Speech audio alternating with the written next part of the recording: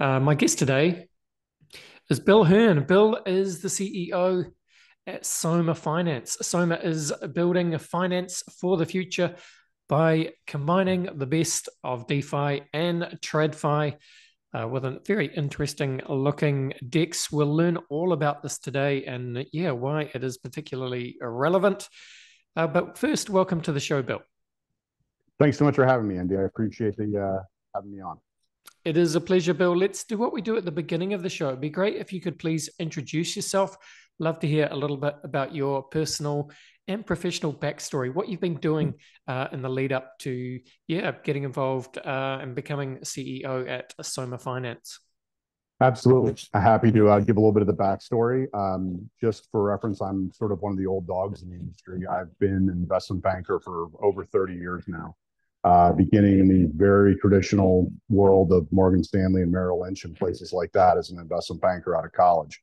For many years, I ran a company called Tritorian Capital, which was what we call here in the industry a nickel BD, a very, very small private placement broker-dealer. So where it becomes interesting and relevant is about 5 or 6 years ago, some partners of mine and I got involved with one of the first generation crypto exchanges. So this was 2017-ish, and it was typical of the time. It was a centralized exchange that was purportedly in Switzerland, but really traded in St. Vincent's, the Grenadines and Estonia and places like that. We were brought in to try and make it compliant with U.S. securities laws. We very quickly realized that it was not, and we did everything we could to make it compliant. But we also recognized the potential for the crypto world. And realized that what it really needed was to be in sync with U.S. securities laws, because what was floating around there were truly securities according to U.S. law. So we took our broker-dealer and went to FINRA, which is our governing authority, and said, hey, we think these blockchain tokens aren't any different than any other medium of issue. We're just going to go start issuing securities using them. And they came back and said, absolutely not. Don't you dare do that. We will crush you if you do. So we spent the next 3 years or so getting a specialized license from FINRA to issue securities legally and compliantly using blockchain technology. By the time we had that, the world had sort of moved on from centralized exchanges, and DEXs were the new thing. A DEX, by its nature, is non-compliant because it's anonymous. And so we put our heads down and figured out, how do we make a decentralized trading style platform that's actually legal and compliant? And we combined a great platform with the security rules of Tritorian, wrapped it all together, and that's SOMA. It's a DEX-style trading experience that's actually legal and compliant. Yeah, fascinating, Bill. So just to explain a bit then, what, in your view, what are the features of SOMA that are similar enough to a DEX-style offering that will attract users of DeFi, but also what are the features that make it, that kind of blend of DeFi and TradFi that protect users as well, I guess. Absolutely. So what we all like about DEX-style trading platforms, they're simple to use, they're easy, they're convenient. It's click, click, you're trading, right? So we've tried to create that environment as much as we possibly could. The problem with the DEX is that it is anonymous, right? And so you may be a good actor, but the sad reality is that if you've traded 10 or 15 times on a DEX, you have traded with somebody from Korea, the Sinaloa drug cartel, some unsavory character, which legally you don't want to do, and frankly, ethically, you don't really want to do. So what we did is we wrapped a DEX-style trading platform in a compliant cocoon that's provided by Tritorian. So you have to go through our onboarding process. Once you're in, and you'll feel no different than Uniswap. It's nicer, and we prettied it up a good bit. But once you're in, it'll feel like a DEX platform. You still won't know who you're trading with, but you'll know that they have also been through our screening process. So even though you and I might be trading, I won't know who you are. I just will know that you're not a drug dealer or a child trafficker or something like that. Yeah, absolutely. That is good to know. And just with that screening process, who is that available to? What are the regulatory requirements in terms of, how wide can that go? Particularly, I guess it's people in the US. Is it people outside of the US? What does that look like? So that's the great part about it. As a U.S. broker-dealer, we can offer this service to anybody that can buy a U.S. security. So that's anybody in the U.S., anybody across the world. The only people we can't interact with are countries that are on the US OFAC list, which is the Office of Foreign Asset Control. So Iran, North Korea, Cuba. Unfortunately, we're not able to deal with those countries. We all are also right now not compliant in Canada, of all places, which is unfortunate, but that's just a technicality which we're going to fix. But other than that, anybody in the world, wherever you are, if it's legal for you to buy US securities, you can buy them. You can be on the platform. And what's interesting about this, Bill, is, it's particularly relevant at the moment because I think you mentioned Uniswap, which is, I suppose, the biggest DEX in the crypto space. So I was just, I think Uniswap, I noticed they took something like 42 months to reach the 1 trillion trading volume milestone. And then they doubled that, 2 years later, which gives an idea of how many people have been using Uniswap across DeFi. And because, as you pointed out, Bill, it's the reason for that is simply because it is easy to use. It's a couple of clicks and people enjoy that convenience. The problem is, of course, I'm sure you're aware, Bill, that I believe the SEC just a few days ago, maybe last week, they issued, it's called a Wells notice, isn't it? So essentially, the SEC said to Uniswap that we're considering charges against you, and in all likelihood, we will bring charges against you. Presumably, there'll be some court battles back and forward. And because the funny thing is, Uniswap, they're based in New York, I think, and they don't try and hide the fact that they are based in New York, but that does bring them, well, depending on what side of the fence you sit on, it does bring them under the jurisdiction of the American agency. So if that's the context, maybe you can even explain that context a little bit better. But this is kind of the problem that you're trying to solve, right, Bill? It is, exactly. And then, of course, we never, ever hope for bad omens for anyone. We did see the Wells notice come out, and a Wells notice is a very serious and nasty piece of business. Once the SEC gets to the point they issue a Wells notice, you're in trouble. I mean, they don't do that on a whim. They are actually, the SEC is relatively measured with those. They don't often issue them often. And the problem is that, yes, they are in Brooklyn, in New York, so they are subject to SEC jurisdiction. And, I won't speak for them, obviously, but based on their CEO statement, it looks like they're going to go down the route of, we're going to fight the SEC, we're going to burn everything to the ground. And, that's met with some mixed success across the board. I mean, you've seen things like Coinbase has had issues with that, as has Ripple. We've just taken a different tack from the beginning. Like, we looked at these tokens day one and said, wow, these are securities. These meet every single test we can think of in the United States. They just are, so we're just going to cooperate. So we've done exactly the opposite, and we went to FINRA first and got a license from them, which of course means talking to the SEC. So we talk to the SEC regularly. All of this is going through their process. We won't do anything until they tell us we're ready. We just felt it was the more prudent path. As you point out, it's taken, instead of being at $1 trillion in trading, we're just launching. It's taken a bunch of extra time. We think we're going to be better off in the end for it. I really would much rather be working with the SEC than against them, honestly. Yeah, absolutely. Well, tell us then, Bill, so you said you're just launching. Tell us, I suppose, where you are in terms of that product journey or user journey or launch journey. There's a token as well, so we can get to that. Where are you in terms of launching the SOMA.finance exchange part of the business then? Absolutely. So the entire SOMA ecosystem is several modules that fit together and work together. So the first that we've already launched is what we call SOMA Starter, and it's a KYC AML platform. And we sat down, as a compliance officer myself, I sat down and said, look, compliance is really a pain. Going through KYC AML is an absolute pain in the neck. As someone who does it all the time, I recognize that. So we took it and we said, how can we make this as abjectly simple as possible? Like, we need to automate as much of this as possible. We need to make sure it's still compliant. But at the end of the day, if you have a driver's license and a proof of residence, you should be able to get through the SOMA KYC AML in about 5 to 7 minutes maximum. And then the only holdup there is, to be truly compliant, we have to have an actual human, an actual compliance officer review that. So we then also, which you won't see, We built out a system to make that simple for our people to do. So we can go through and very quickly make sure that happens. So that's launched and ready to go. You can go to SOMA and sign up. We've had a lot of feedback from that. People say it's super easy. And that was the goal, to make it simple. The next module will be the SOMA Starter, which is our launchpad, which is ready to go. And we're going to start launching some products on that relatively soon. And then the last step will be the SOMA DEX, the trading platform, which is technically ready. It's built. It's ready to go. We're waiting on a few more points from the regulators, but we're ready to launch that as soon as they come back with a series of questions. We're answering all the questions. Once that's done, we'll be ready to launch. So we're hopefully very soon.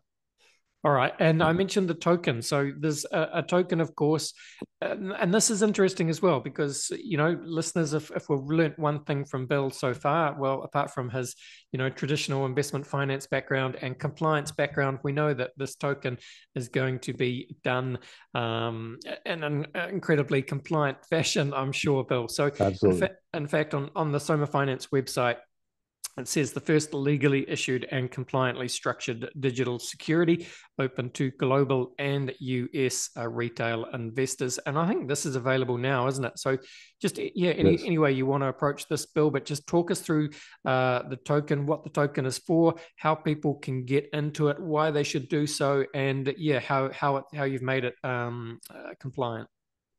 It is actually a compliant security, which means it was a real pain in the neck to launch, but we went through that process. And what does that mean we had to do? We had to provide a suitable offering memorandum. We had to provide financials that were reviewed by an actual accounting firm, and we had to file those all with the SEC. So if you went to the SEC website and typed in our name in the appropriate spot, you'd find it. It's all there. It's all public. It's all available. From there, there's one quirk in the law is the only company on earth that we can't do a Reg CF offering for, or crowdfunding, is ourselves. So we had to get it's just a small codicil in the law. So we teamed up with another CF platform to do this actual sale. We'll actually do future ones on our own platform. But the CF token is available. You can go to either our website and click through, or a company called Akamona, and they have an offering platform. There's a Reg CF compliant page that will give you every piece of information you'd want: who we are, where we are, what we do, how much money we have, what we've spent. It's all there. And that's simply because we're complying with the rules. And that's, again, not, everyone talks about what a pain in the neck it is to comply with these rules, but the reality is that is so that an investor is protected, right? So we would never do it, but if somehow we ended up disappearing, we can't. You know who we are. You'll be able to find us. And if you can't find us, the SEC will be able to find us, right? So that's entirely to protect investors. The SOMA token itself, this is going to be exceptionally boring, is a Series A non-cumulative participating preferred stock of SOMA.finance Incorporated Delaware Corporation. Now that's the boring legalese, right? So effectively what it is but that's, again, to comply with the law, it has to be something like that. So it is an actual financial instrument of an actual company that you can go to the state of Delaware and look up, see where it is, and I'll see all these things. But in reality, it's represented by this SOMA token, which is the exciting part about it, right? That SOMA token will pay up to 10% annual dividend yield, just as a corporate instrument. It will also be eventually the platform token for the SOMA platform, and we'll share revenues off the platform. It's a little more complex than directly sharing revenues, but for simplicity's sake, it will earn money when the platform earns money. And so we think it's a great investment. We can't, say go invest, that'd be against the rules, but it should be a true financial instrument of SOMA.finance that should be of interest, and it's also a token. So it's really neat. There's not a lot out there that can say that. Yeah. And, do you want to talk about how the time frame, amount raised, the maximum amount that can be raised, but what happens if you don't reach that maximum amount, in any of that kind of stuff? Sure, absolutely. So legally, according to the rules, the most you could possibly raise under a CF crowdfunding is $5 million. So we set the maximum at $5 million. We're very early in the process, actually. One of the strange codicils of regulation CF is you can't advertise before the offering starts. And so you almost start, several steps behind when it launches.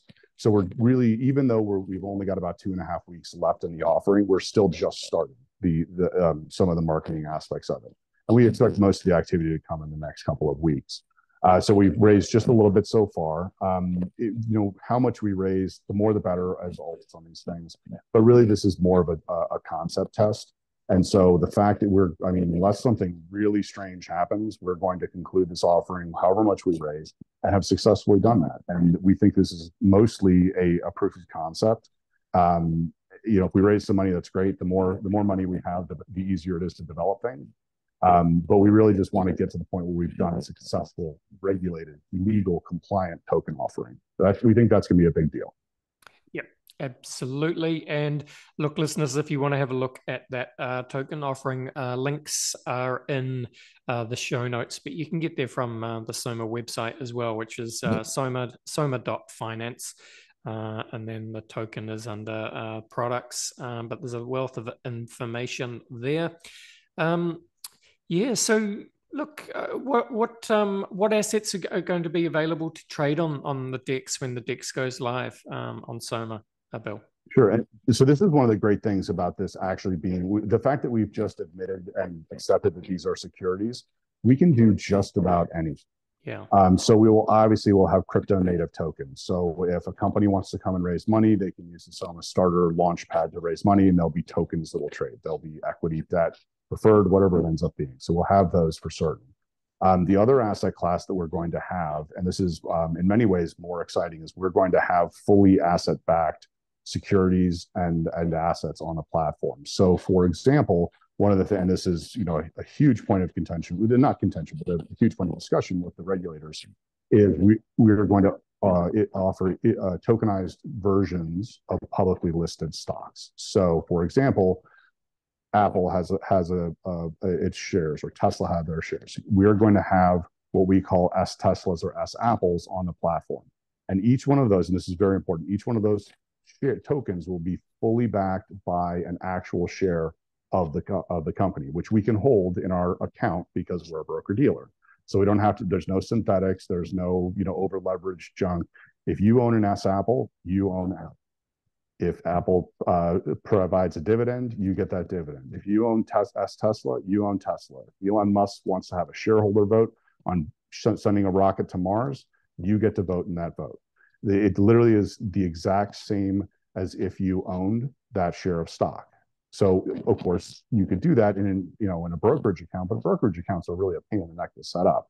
A SOMA account's pretty easy to set up. And once you actually have the S tokens, we call them, you can also then do all the fun things that people love to do on decentralized exchanges. You can stake them, you can put them in pools, you can do all the fun things. You can buy them with crypto, like all the things that people have wanted to do for years with equities and keep getting shut down because they're not doing it properly. We're going to do it properly. So one-to-one backed, no questions asked. We may do like a UST10, which would be a tokenized version of the 10-year US Treasury, which when we started this, no one wanted treasuries. Now everyone's like 5% yield. We'll take that all day, right? So, but it would actually be the actual note. When the coupon gets paid, you get paid in your account. No funny business, nothing like that. Yeah, that's fascinating. So the idea, of course, is it just makes sense because then anyone that is a registered user of SOMA.finance, it means that you get access all on the one platform, not just to the crypto assets that DeFi users are used to trading.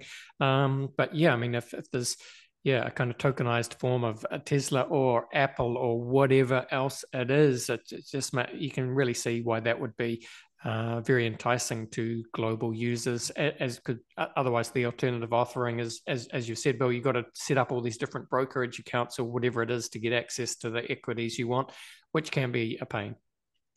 Absolutely. And the transparency of the actual DEX is great because, I've spent years in traditional Wall Street and I, worked for some really great firms.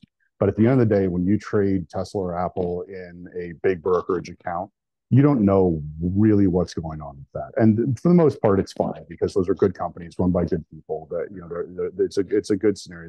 They're heavily regulated as well. But there's no funny business on our platform. We are not selling order flow. And if we did someday decide to sell your order flow like certain other companies do, you'd be able to see it because it's on a DEX. Like there's no hiding. It's all on the blockchain. We can't front run. We can't do any of the things that, unfortunately you've seen in some of these centralized exchanges because it's all out there for everyone to see. and on top, you take that with a platform that really anybody can join, right? As long as you're not some sort of international criminal, or you live in one of the very few countries that are excluded, anybody can join our platform. And it's simple and it's quick. You don't have to go through the rigmarole of trying to find your local, bank, to try and see if they have an account that they'll open for you, hitting whatever minimum deposit they have, all of those things that make it hard for a lot of people, especially people around the world, to get into U.S. equities. Those barriers to entry have just been removed from the SOMA platform. Yeah, fascinating. Well, who would you say you're trying to compete here with, Bill? Because in a way, you're kind of competing with Coinbase. You're kind of competing with the fintech equities apps. You're kind of competing with the kind of old school broker dealers. It's a little bit of everything. But, well, look, please, probably better if you explain it. No, and I think what we've done, and this may sound a little grandiose, but I think what we found is sort of a middle ground in between all three of those items, right? So we're not a centralized exchange. We don't have the problems that the centralized exchanges have. We're not a fintech app, right? So that fintech apps rely on things like selling order flow to make their money, which is it's a business model. It's not one that I love, but it's a business model. And then the big brokerage houses have their own issues. It is not easy to open a brokerage account with one of these big brokerage houses. So I think what we've tried to do is sort of position ourselves in the right in the middle of all three of those, where we're as easy to use as some of the fintech or Coinbase, but we're as safe and secure as the big brokerage houses and offer the same products as they do. And that's the goal, to be right there in the middle of that process. And it comes from having seen all sides of this, right? I came out of those big brokerage houses. I've obviously watched the fintech sector for many years. And what we've tried to do is look at all of the, and I don't say shortcomings, all of the limitations of some of those other models, and build something right in the middle that fit all the boxes. That's the goal. Yeah, awesome. All right. Well, look, as we finish up this part of the podcast, Bill, just wrap it up by telling people again what SOMA.finance is, the token, where people should go to look deeper into what you guys are building, what you guys are offering, and how people can stay involved. Absolutely. So SOMA.finance will be a fully regulated and compliant decentralized trading platform that anybody globally can access. We're going to offer products ranging from crypto native tokens to tokenized real world assets to tokenized real world securities. We think it's going to be a great broad product offering that's easy to use and simple to access, and all while being completely compliant. In order to take a look at our SOMA token, please go to our website, soma.finance.com, or to our CF broker, Octomona. That's AKKEMONA. Or if you wanted, since we're compliant, if you want to look up and see who we are, you can just go to sec.gov. We're registered there on their Edgar system, fully compliant and out there. I love it. Awesome. Links to those websites in the show notes as well, listeners. I think what we do now, Bill, is we go to a very quick break and then we'll come back. We'll finish off. We'll have some fun by running you through the very famous crypto conversation hot take round. Back in 1 second. Sounds good.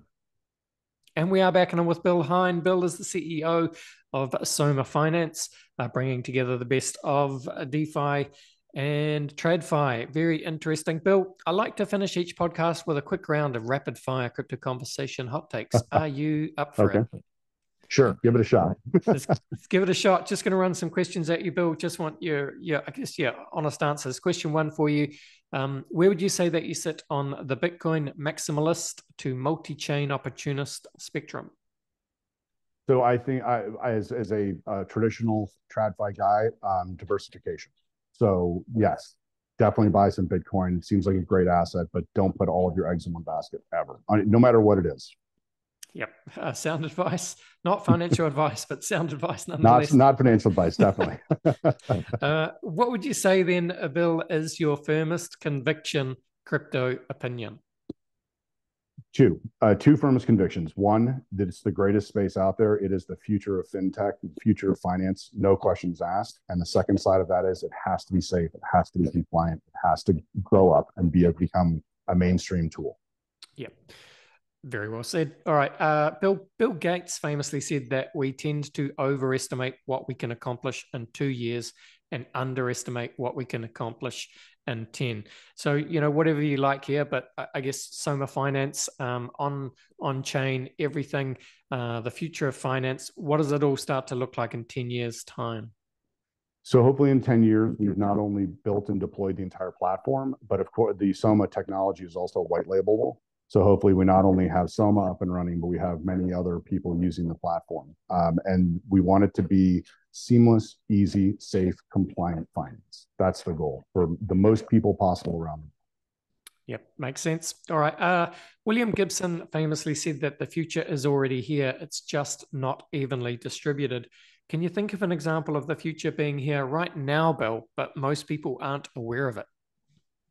Absolutely. So I think the fungibility and the applicability of blockchain technology in finance and what that does to bring access to financial products to people around the world, I don't think the whole world sees it yet, and especially here in the United States, I don't think people quite realize how big a deal this is going to be. I think you're exactly right. All right. Final question for you, Bill. What is your favorite science fiction book, film, or TV show? Oh, good one. I've got a list. I'll start off Ender's Game book. It's a great one.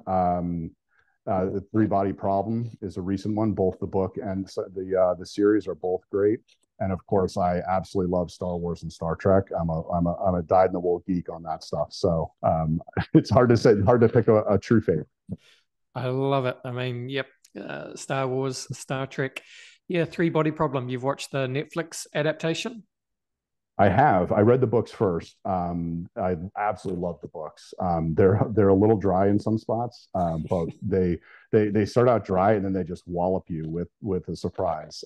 And then I thought the Netflix adaptation was pretty good. Like they did a good job of encompassing a pretty complex theory in the books. So really been enjoying them.